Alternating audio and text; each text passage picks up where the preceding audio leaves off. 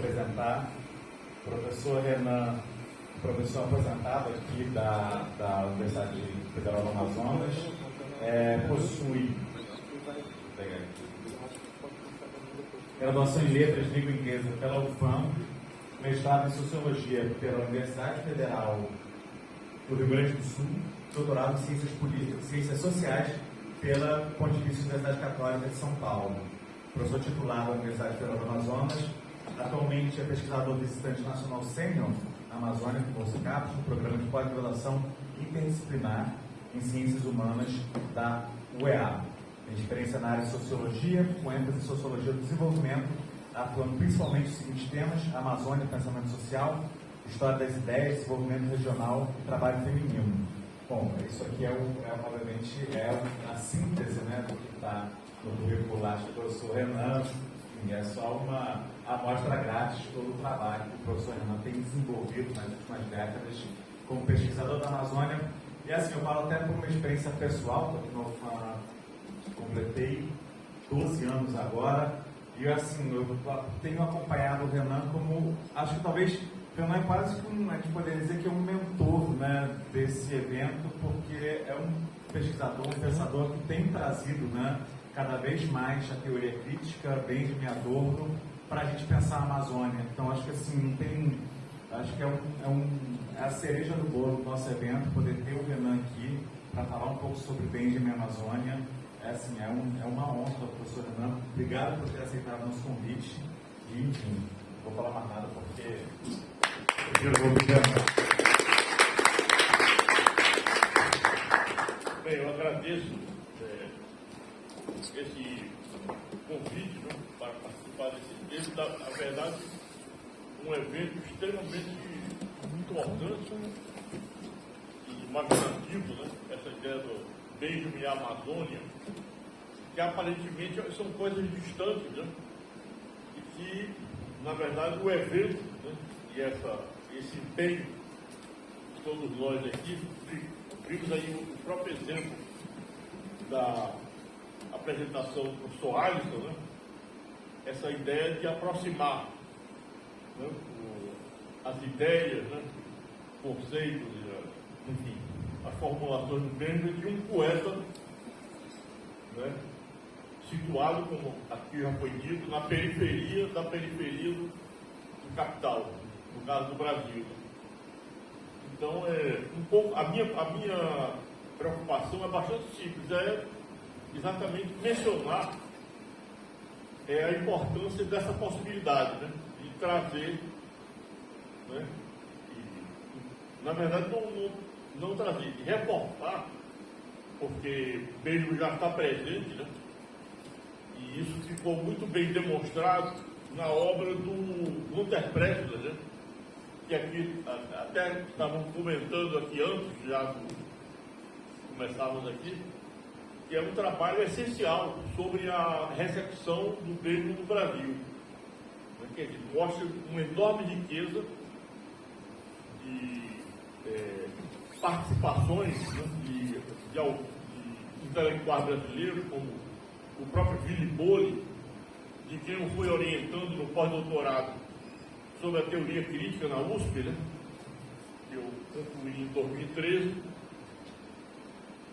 e que, na verdade,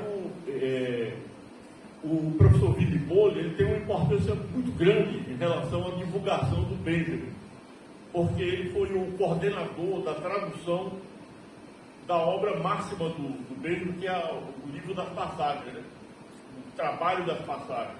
Então, e ele, a cada momento das passagens, ele faz comentários introdutórios àquelas unidades que vão se sucedendo, né, dentro dessa obra que é as passagens.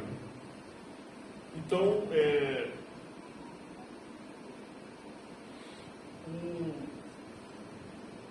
eu fiz umas anotações aqui, você me permita que eu leia e vá comentando, né?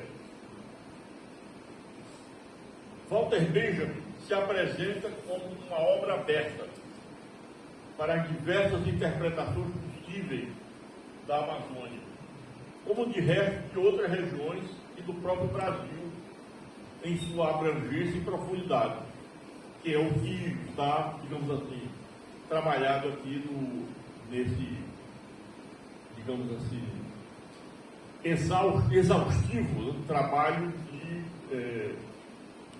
Gunther Presler, que inclusive participou conosco de um seminário, de um colóquio que aconteceu aqui nesse auditório mesmo, sobre a teoria crítica e Adorno, né?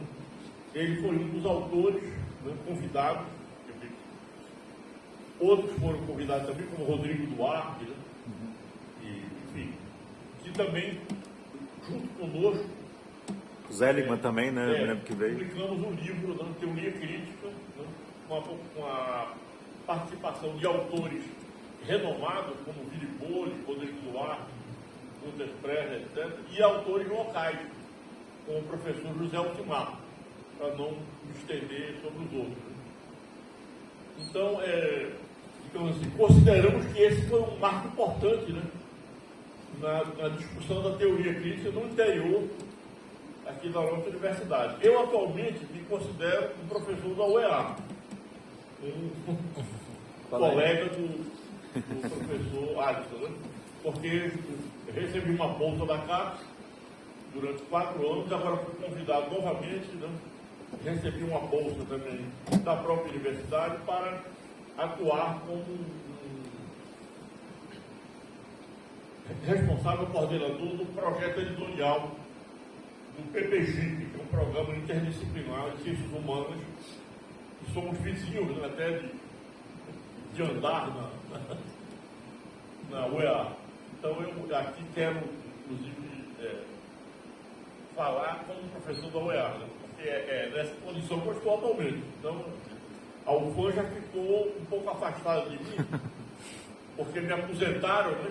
E eu fui atrás de fazer coisas aí.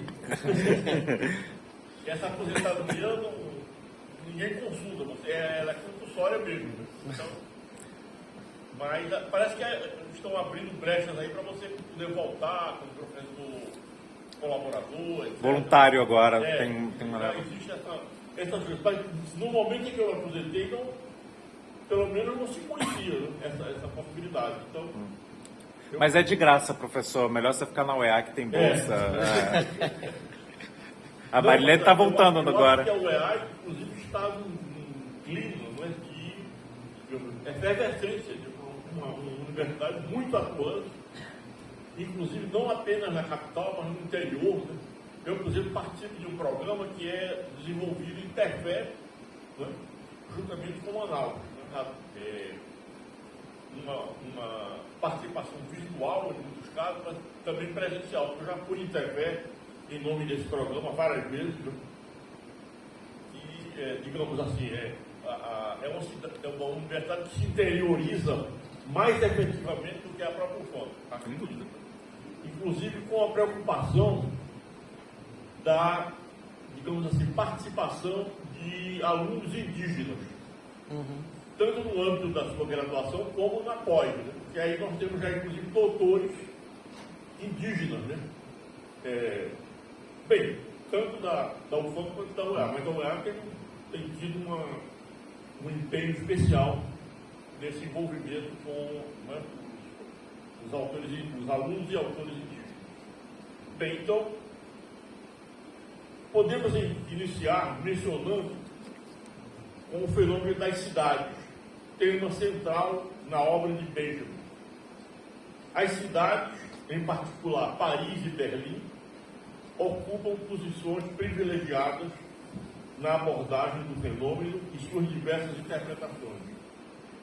Dessa forma, é que uma das autoridades em Walter Benjamin no Brasil, o professor Vili Bolle, né, estendeu a visão até a cidade de São Paulo, percebida como uma metrópole em um país do terceiro mundo, mas guardando vários traços que a identificam com as cidades europeias abordadas por Benjamin. Então é muito interessante o trabalho do professor Vili Bolle, né, dessa aproximação que aqui estamos percebendo que é até pelas interlocuções aqui, né, a partir da exposição do professor Soares, que essa abordagem sobre Manaus já está presente, né? Já está, inclusive, o exemplo claro é no exame da obra poética do Aldísio, esse tema da cidade de Manaus, o tema da metrópole, está extremamente, né, presente. Então, podemos, portanto, estender essa participação do Vila Bolha e Fluido São Paulo à interpretação do professor Alisson ao abordar a metrópole Manaus, né, em pleno trópico, né, via a poesia do Aldísio. É nesse sentido que a abordagem de Berlim, como algo marcante em sua própria infância, daí a infância em Berlim, né, que é um livro grego, e Paris como a capital do mundo no século XIX, aí a abordagem do Baudelaire, muito bem expôs o professor Alisson, prosseguindo sua representatividade e significação até o tempo presente. No caso das metrópoles da Amazônia, Belém e Manaus, vários são os elementos que têm buscado aproximá-las da imagem de Paris em sua expressão tropical, em contato com a suntuosa natureza amazônica. Mas a visão de Benjamin sobre a cidade, como expressão arquitetônica, urbanística, cultural e social, também podem ser manejadas para uma mais satisfatória interpretação das demais cidades da região amazônica, em suas particularidades e fisionomias, marcadas por suas partes pluriétnicas, e isto porque as cidades da Amazônia, identificadas como cidades predominantemente indígenas, como é bem o caso, por exemplo, né, São Gabriel da Cachoeira, e ainda Santo Antônio do Içá, Tabatinga, mas tipicamente São Gabriel. Outro traço distintivo das cidades amazônicas, médias e pequenas, e mesmo de aglomerações humanas espalhadas ao longo da imensa geografia regional, é a situação de se encontrarem sempre à margem de alguns dos inúmeros rios, fazendo com que sua existência esteja intimamente ligada aos rios, seja pela dominância do transporte fluvial, da sua alimentação e de seus próprios mitos de origem e de práticas culturais.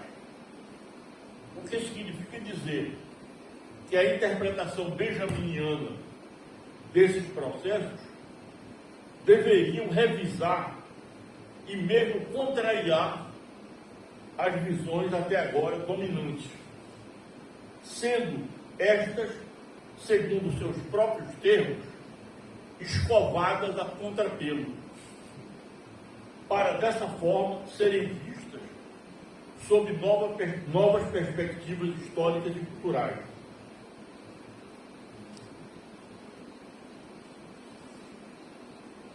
Outro tema que ocupa uma posição de destaque na obra de Walter é a fotografia e, sobretudo, os sentidos da história da fotografia. Seria este um tema de especial importância na configuração das metrópoles que se implantaram na Amazônia, favorecidas pelo curto apogeu econômico do chamado ciclo da borracha, e isto porque nestas cidades, juntamente com a cidade do Rio de Janeiro, esta foi uma época em que se produziram vários álbuns contemplando, vários álbuns de fotografia, né? Aliás, feitos com grande esmero fotográfico e gráfico, né? Que permitem identificar em que aspectos permaneceram esses traços ou foram transformados em ruínas. Daí uma ideia muito cara Benjamin é que é a antecipação das ruínas, né? Chamadas ruínas precoces. Né? Ele trabalha em vários âmbitos. Né? Ou seja, graças a esses registros, é possível uma mais clara compreensão do presente e mesmo de um possível futuro dessa cidade. Então, digamos assim, a análise desses álbuns e dessas fotografias, que são fotografias, digamos assim, se documentam especialmente a monumentalidade arquitetônica e urbanística, né, tanto de Belém quanto de Manaus, e produzidos inclusive por laboratórios e estudos como a fotografia alemã, do Uberman, né, que é o fotógrafo que ficou notável aqui pelo seu trabalho.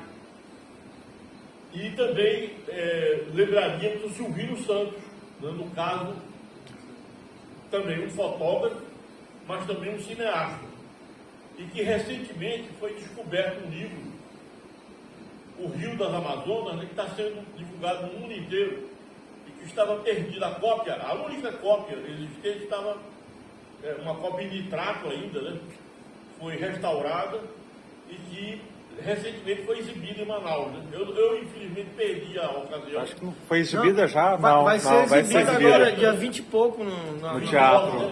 No teatro. 29 de dezembro, né? Algo assim. No Teatro Amazonas. Exatamente. Então eu pensei que tinha sido já. Portanto, aí é a ocasião de, inclusive, nós conhecermos. Né? Eu, por exemplo, já vi coisas do Silvino, inclusive filmadas, né?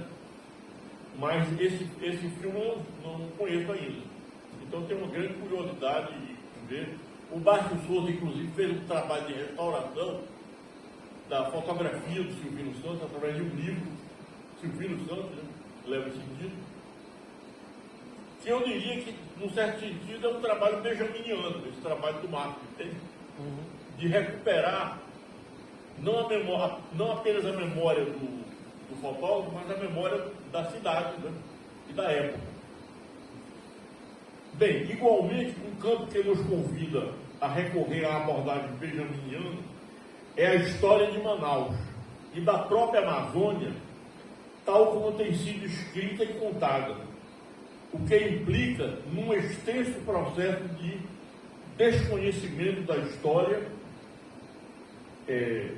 ou seja, do ocultamento, a rigor, das inúmeras histórias dos povos indígenas, que foram, né, intencionalmente ou casualmente, mas eu acho que com uma grande intenção mesmo, de serem silenciadas.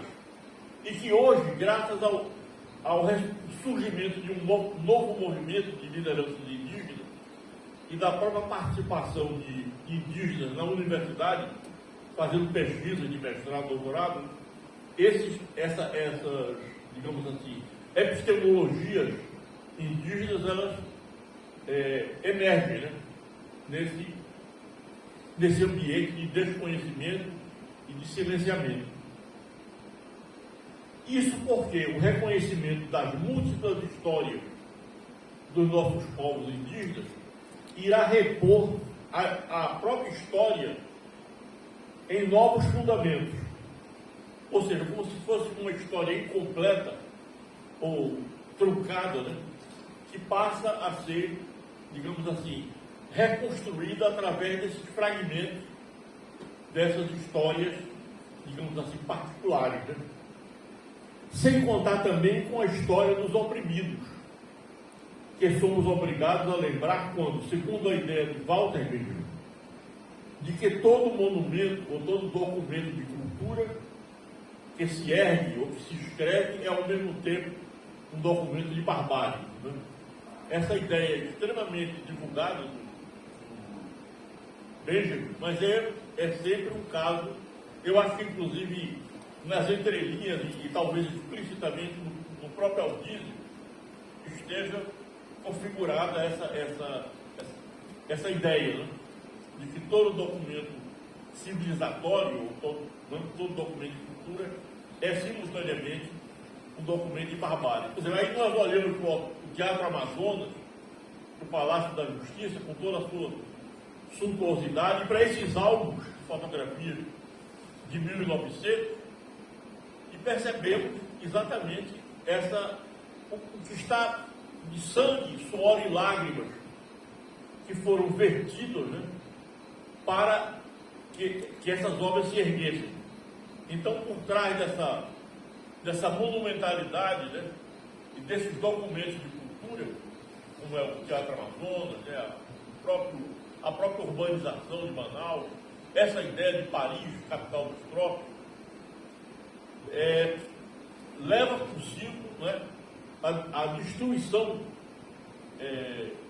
de centenas de trabalhadores nos seringais da Amazônia, né, a subjugação de povos indígenas como os Huitó, que sofreram, né, no caso do Putumayo, uma verdadeira devastação, né, morte. Então, digamos assim, essa ideia do Walter Benjamin é fundamental para compreendermos esse processo simultâneo, né, de cultura e barbárie. Né?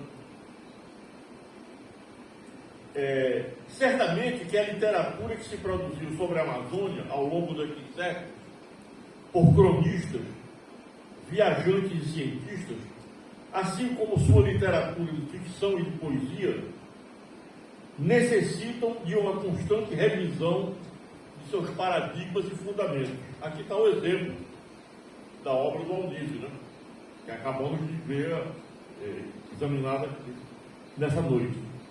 E esses podem ser alcançados com o auxílio da perspectiva benjaminiana de examinar a literatura tal como fez com as afinidades eletivas de Goethe, Em Busca do Tempo Perdido de Proust, né? A ideia a busca da memória, né, em suas diferentes acepções, o processo e a metamorfose de Kafka, para lembrarmos as referências mais conhecidas. E talvez pudéssemos até lembrar a do próprio Benjamin como escritor, né, que defende um método, né, que, segundo ele, seria, digamos assim, todo método é desvio, né? É uma concepção do Benjamin. E aí, nas suas passagens, ele, digamos assim, defende o seu modo de escrever,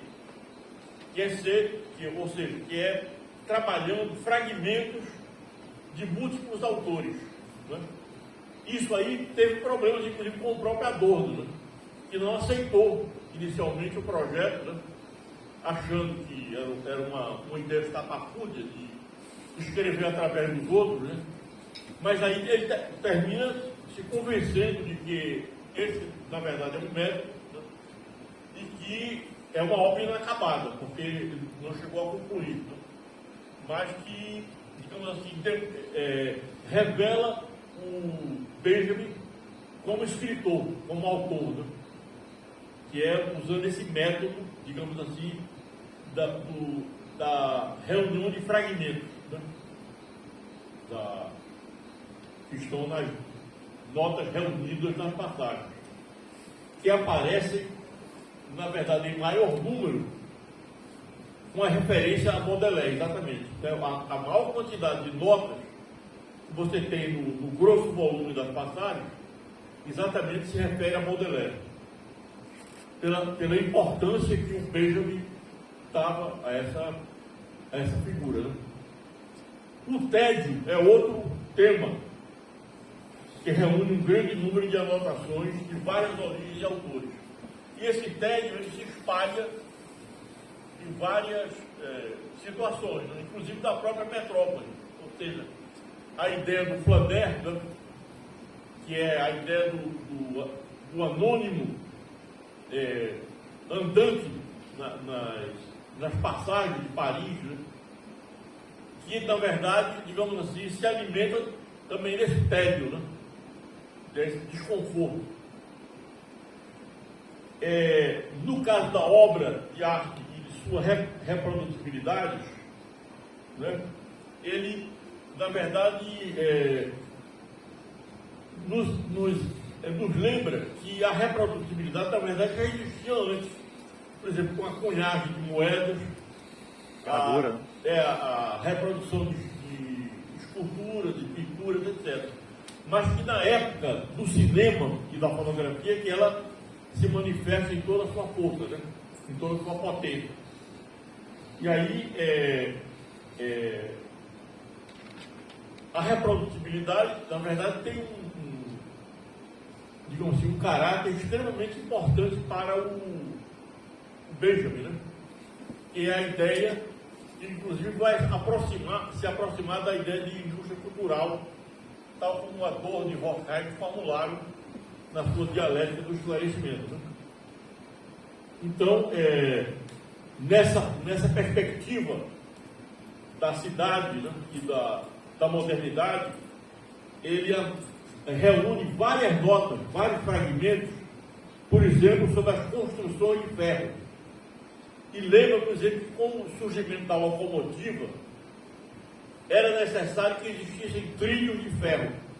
E o trilho de ferro, ele é, na verdade, um precursor de uma época. Ele representa, né, uma espécie de paradigma da época das grandes construções de ferro e vidro. O vidro associado, né, a partir de uma certa época, ao ferro. Bem, a ideia do Flaner, né, que é o solitário caminhando em meio à multidão, né, como anônimo, que aí é bem representado pela passagem que o professor Alisson mencionou aqui, né, que é a ideia de um Flaner que encontra a imagem de uma bela mulher que já conscientemente imagina que é a única ocasião em que ele vai ver aquela mulher, né, que ela vai desaparecer da multidão, e essa fugacidade constitui um elemento intrínseco da cidade, né? A ideia da fugacidade, da passagem, né, rápida do tempo, né? Portanto, essas passagens de Paris, né, que são pórticos, né, que na verdade ele examina as passagens com espécie de miniaturas da cidade, né, onde o luxo, né, e a exposição das mercadorias antecedem a loja de departamentos. Então, digamos assim, é um espaço extremamente privilegiado da Paris do século XIX, tal como examinada por Baudelaire, que dá uma ênfase muito grande a existência desses arcos, dessas passagens, desses pórticos, né, que são, digamos assim, portas de entrada para a cidade, né, e portas de saída também.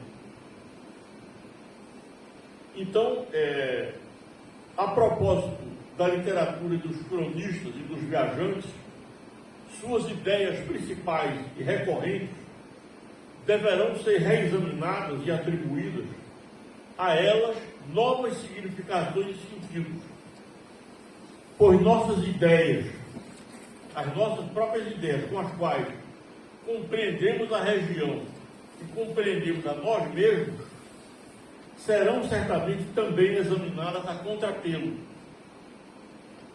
Quanto às obras de ficção, podemos entender melhor porque poucos autores, a exemplo de Tiago de Mello, Márcio Souza e Milton Atum, transpuseram as fronteiras regionais, tornando-se autores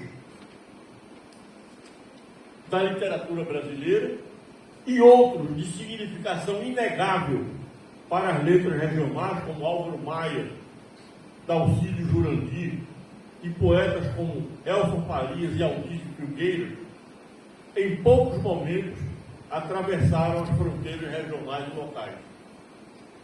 Queremos destacar o trabalho pioneiro dedicado à recepção de Walter Benjamin no Brasil, que é Benjamin Brasil, né? 1960 a 2005, um estudo sobre a formação da intelectualidade brasileira, sobre a importância desse trabalho do professor Günter Pressler, já mencionou, que atuava como docente na Alemanha e no Pará. Então, na verdade, digamos assim, se formos destacar, que é o que eu pretendo fazer brevemente aqui, duas obras que, digamos assim, tiveram seu ponto de partida na Amazônia, é esse trabalho.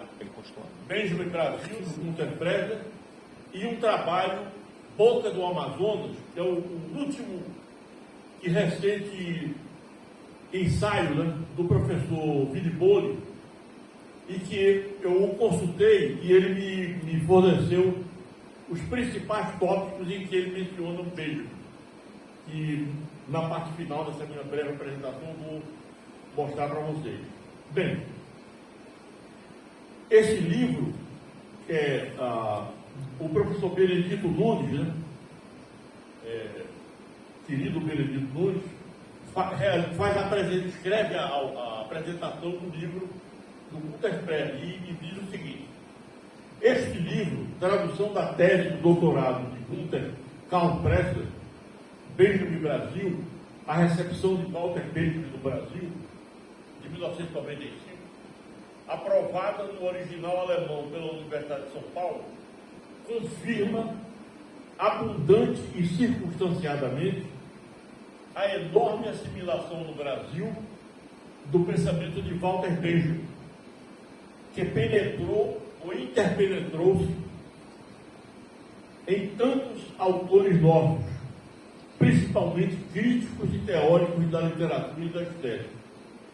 Mas poderia ter sido de outro modo, no caso de um autor que localizou as mudanças operadas na experiência humana, de correntes de aglomeração urbana e dos meios técnicos de reprodução das imagens, visuais ou sonoras, sobretudo, as quais marcaram a apreensão perspectiva e o desempenho da função rememorativa.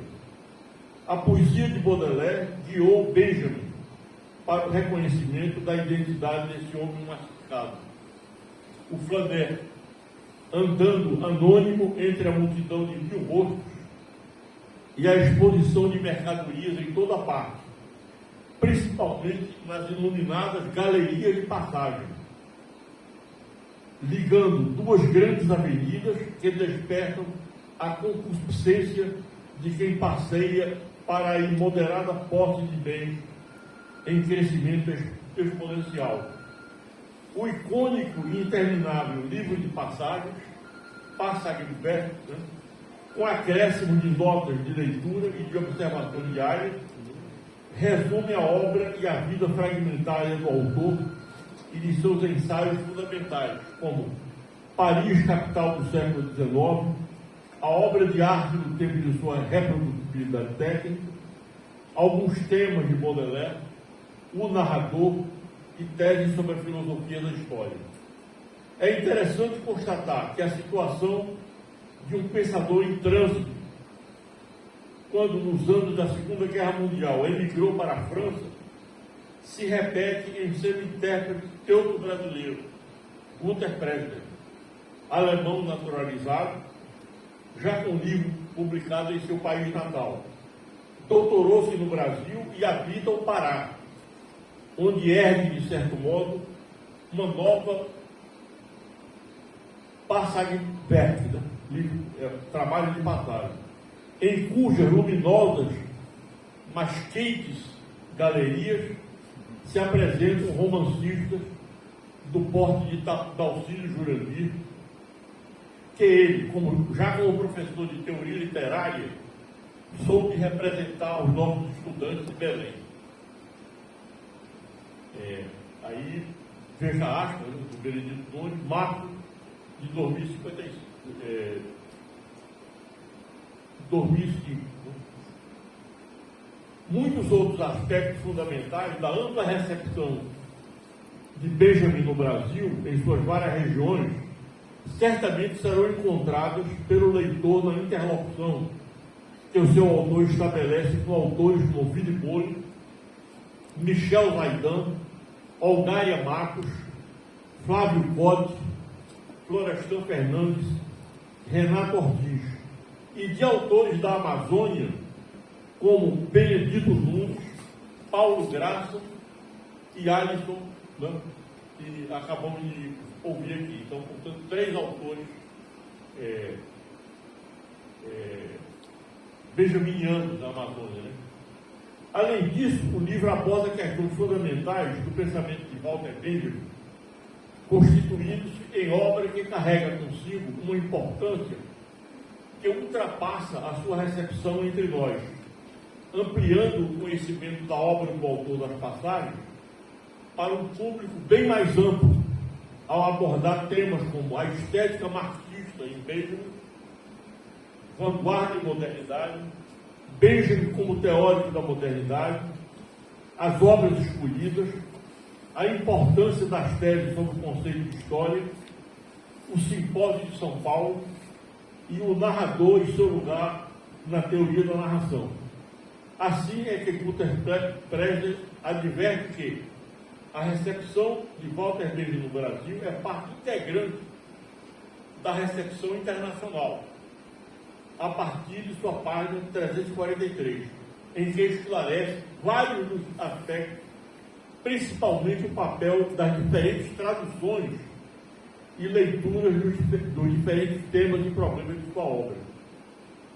Em suma, a publicação do livro de Gunther Presler, por ser alguém pertencente à Amazônia, um professor do Pará, representa uma contribuição de peso para o conhecimento de Walter Benjamin entre nós, ao qual devemos somar o livro recentemente publicado de Vili Bolho, dedicado ao romancista paraense Daltírio Jurandir, intitulado Boca do Amazonas, no qual o próprio autor, a nosso pedido, nos revela as referências a Walter Benjamin, contidas na obra, como segue.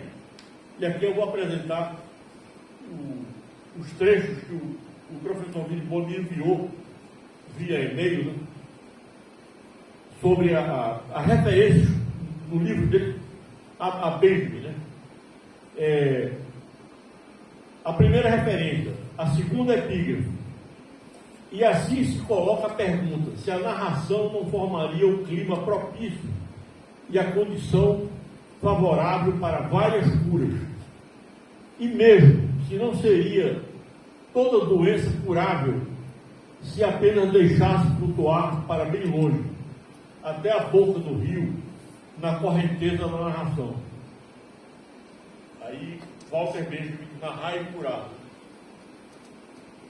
A doença a ser curada é a falta de uma educação de qualidade para as crianças da população pobre. Segunda nota do Vili Bolho.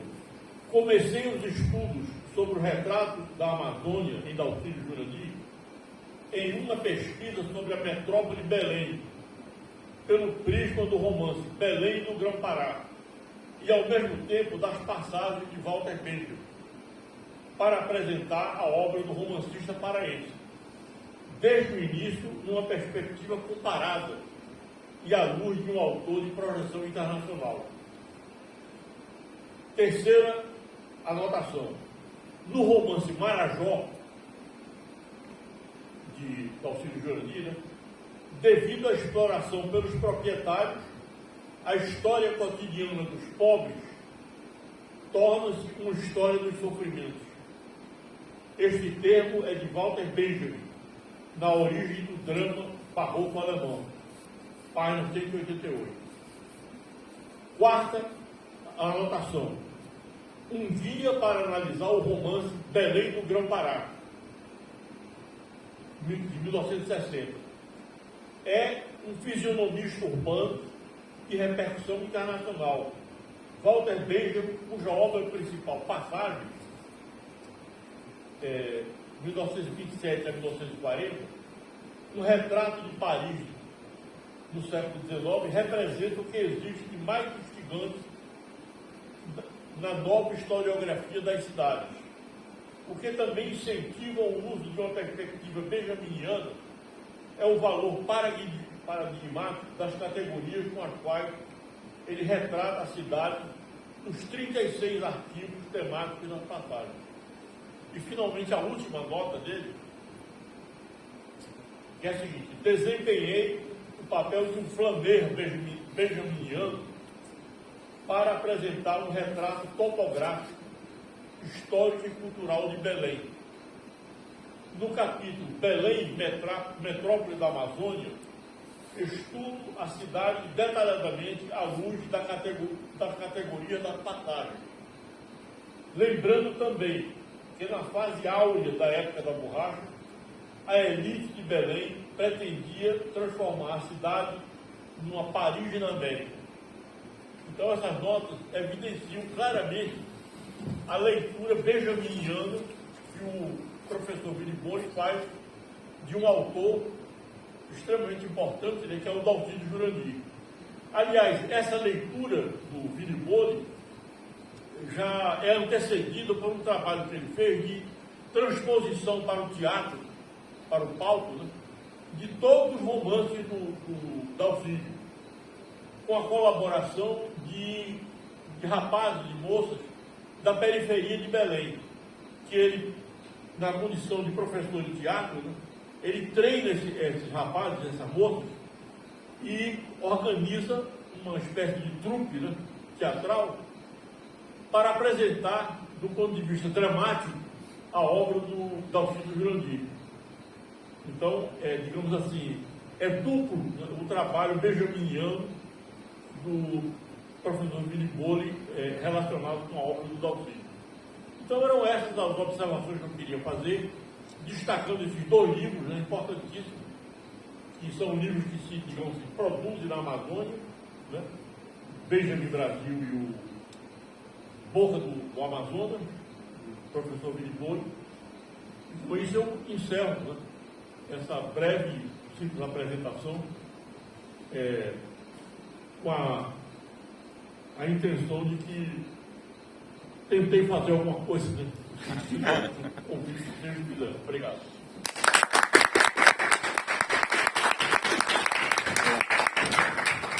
Vai lá. Tu apresentou, vai lá. Deixa eu...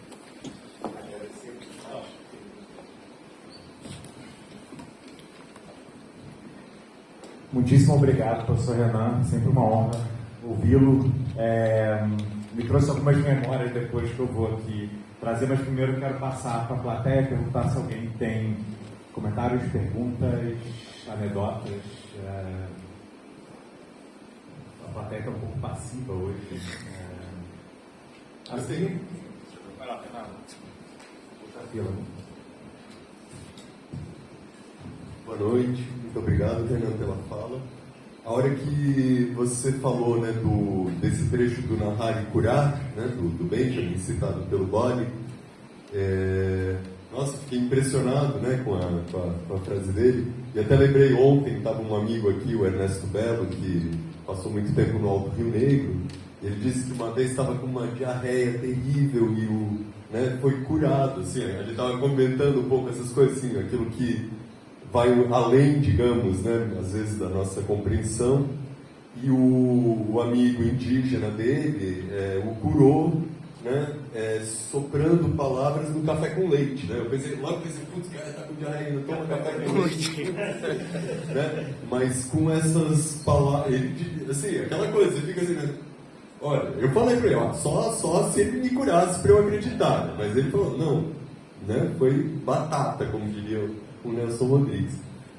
Só que aí me chamou a atenção que assim que, né, o Boli cita isso, o enunciado que você trouxe foi, né, e a doença é a falta da educação adequada, né? Isso me chamou a atenção, assim, porque a leitura que eu tenho, né, na verdade, o livro que eu realmente li do Boli é o Grande Sertão BR, né, que é uma interpretação muito interessante do Grande Sertão, do Guimarães Rosa, né, que abre muitas questões, mas sempre me parece assim que o Boli recai numa perspectiva ainda um pouco iluminista demais, Né? Era esse o questionamento que eu queria fazer em relação... Porque, né, a citação do beijo me fez pensar tanto numa maneira diferente, né? Que no narrar pode ter esse curar, só que daí ele já traz um pouco para essa lógica, mas assim, não, né? É a educação, não sei o que lá, que me parece um modelo ainda. Então, se quiser comentar alguma coisa, agradeço. Eu acho que você falou tudo, né? Eu não teria nada a dizer, a não ser que concordar com você, dizer que realmente existem essas duas, digamos assim, esses dois paradigmas, né? De uma racionalidade, né? E de um choque, digamos, né? Na concepção benjaminiana, né? A experiência do choque. Né? Era isso, basicamente, que eu comentaria. Deixa eu pegar uma carona, então, no comentário do Fernando, porque me vieram, durante a sua fala, eu me lembrei de duas experiências e as duas estão ligadas à sua influência. Uma delas foi exatamente quando o Willy Bolle veio aqui, ao seu convite, acho que deve ser 2014, 2015, não lembro exatamente quando foi. E foi antes, se eu não me engano, eu não sei se o Grande Sertão BR estava saindo, já tinha saído, estava para sair, mas foi perto, né? Um pouquinho antes ou um pouquinho depois, foi antes da minha leitura do livro, pelo menos, né?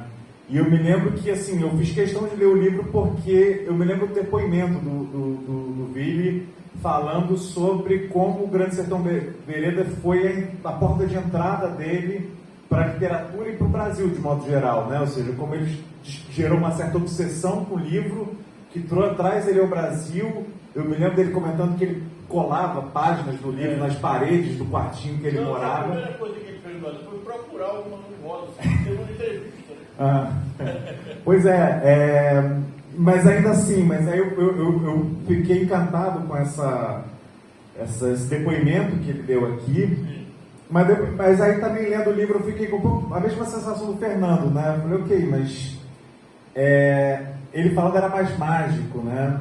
Isso me leva ao Pressler, que eu também me lembro, conheci o livro através de você, me lembro uma vez, isso em 2014, eu me lembro que a gente teve em Parintins para o evento, junto com o Nelson e com a Ivanete, e eu me lembro de você falando, me interessou.